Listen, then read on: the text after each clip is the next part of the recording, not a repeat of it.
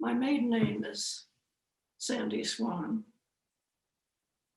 And my father made sure that he contributed to my name because it sounded so good. And he was an architect who was really a frustrated artist himself. And he was thrilled that I became a full-time artist.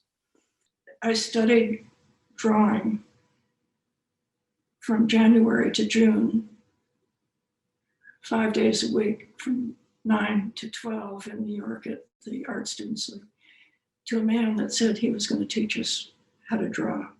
And I thought I already knew how to draw it, but he had us study African sculpture. And I really think that my drawings, all my woodcuts are basically very detailed drawings. So they're drawings in wood. And I am a little different from other artists in that I draw with a chisel, a white line. And so it has a different look to it than other woodcuts. But my art teacher had been gassed during the First World War. He had trouble talking, so he was a man of little words. And his wife kept trying to keep us in the class by telling us how good we were, but he didn't say much. And I knew had promised when he said, "I hope you're coming back next year." And that was like high praise, you know. So, but I feel that's a very important aspect of my work, is that I'm a real draftsman. And then I have my family, I come from a family of builders and architects, and that shows in my drawing too. And I've also loved buildings, and empty spaces have been part of my life. And I'm running out of them. Everybody's getting fixed up. Horses have always been important to me. And when I was growing up during World War II. And I wanted a horse desperately, and I was told that after the war I could have one, but I never did. But because I couldn't have a horse, I drew them. So I had all these horses in my bedroom that I could draw. And I was born with a talent for drawing. And so they've been close to my heart all my life. And but animals are in general. For a while, I thought I was going to be a naturalist. I just assumed that art was just automatic, but not my future. I thought that I was going to be a scientist. And so later I connected very definitely with the artist in me. When I first saw Block Island, I was on the mainland. I was 11, and I remember asking people, what's that out there? And they said, well, that's Block Island. And I said, what's out there? And they said, farms. So I thought, oh, horses. And so I've always had that connection. And sure enough, there are horses out there. And I've made a career out of 2 horses on Block Island named Abel and Mike.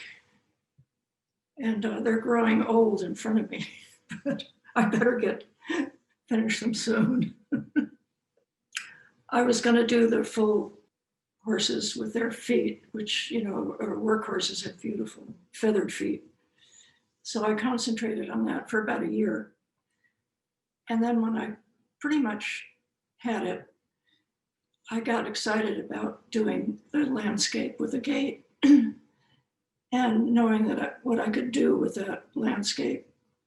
I lost interest in the full horses, and I went back to the 2 horses in the field. And what I do is I look for wood that mimics the land, and I can go into a lumberyard and take tracing paper and graphite and just rub different boards and see how the landscape goes. But I let the wood kind of dictate how it's going to look. And then I use linoleum for gate hardware, anything small. You know, for instance, on the woodcut of the Linda Laura, there's a lot of linoleum in that print.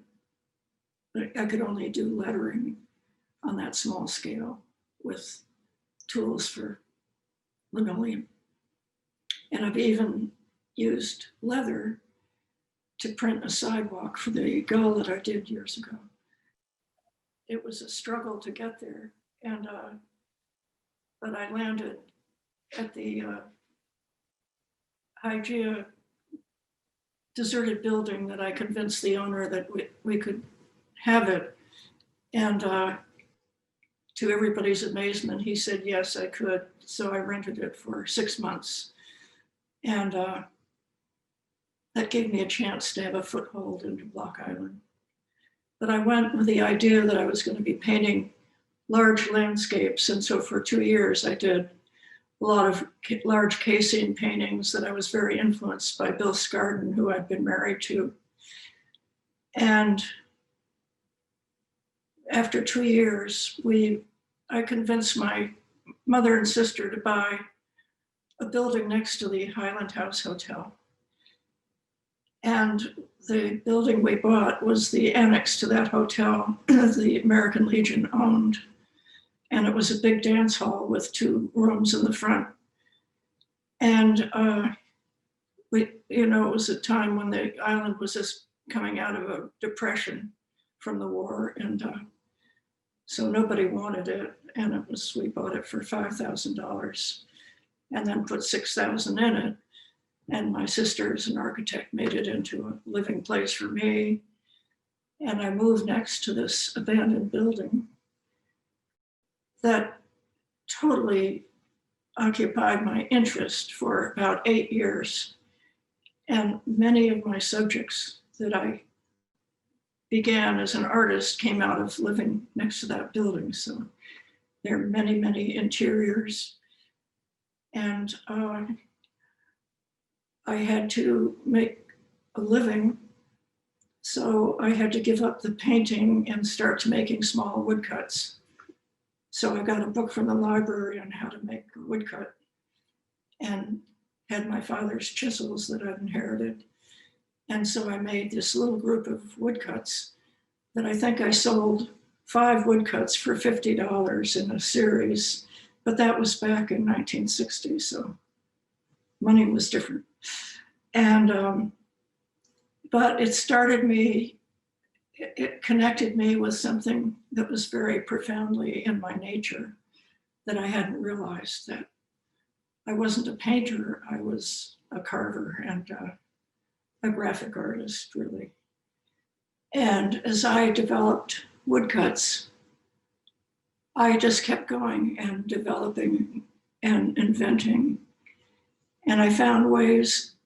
On the island, there were all these deserted buildings with great materials, like big shelving boards. The island was just full of stuff that was, for free. You could just take it. And so I liked doing large pieces from big drawings. And I was able to make these very large woodcuts. And eventually, I learned how to put them together by drilling the boards right into a table and being able to print color prints on the sizes that are 6. Some of them are 6 feet long. And a lot of people can't figure out how I got such perfect alignment, but I did it by drilling the blocks right in the table, tabbing the paper. And there was a sailmaker on Block Island who made special, wonderful pieces of plastic that were reinforced so that the paper never moved. I mean, I had wonderful help. And but the island just gave me incredible resources, and I never stopped using them. When I first started printmaking, I did the Ocean View Hotel that burned down in '66. but it was the longest bar in New England. And I did a woodcut of it. And without thinking, I wrote Ocean View correctly. And then I couldn't print it because it had to be reversed. So I made a rubbing of it. And I put rice paper over the top, and then I used graphite, and I rubbed it and did a series of graphite pictures of the ocean view. And I had this huge block in my studio. And Lori, and I forget who was with her, her cousin Cindy, wanted to use that table, so they moved my block with the paper on it. And then, after they were finished using it, they carefully put it back, but it was just off enough. But those are the trials and tribulations of kids in art.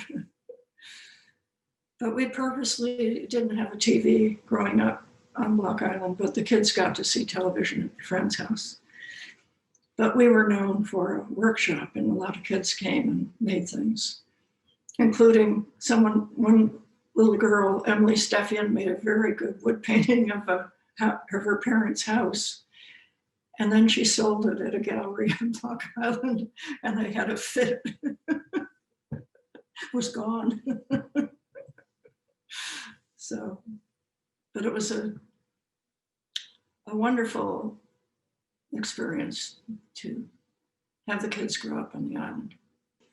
I met Jessie when she was 14, and my daughter and Jessie are good friends. They grew up together on the island. And we often went out sketching together. So I've known Jessie for a long, long time. She was running up to a friend's truck with grass between her thumbs to show Herb Fisher how she could blow into it and make a sound. And she was full of enthusiasm. And I remember her vividly. And of course, got to know her very well. Lori was, I think, 8 years old when she made a drawing. I always had the kids drawing. And she did a beautiful drawing of our interior of the house before we moved to our final place. But we were in a little apartment. And she did an interior drawing. We had a pet owl that had an injured wing that sat on a sculpture with kittens. We had a big Japanese paper globe lamp. Eventually a kitten ran up it and it all fell down. But she did a beautiful drawing of the details of Christy on my lap as a baby, me, the owl, the cat.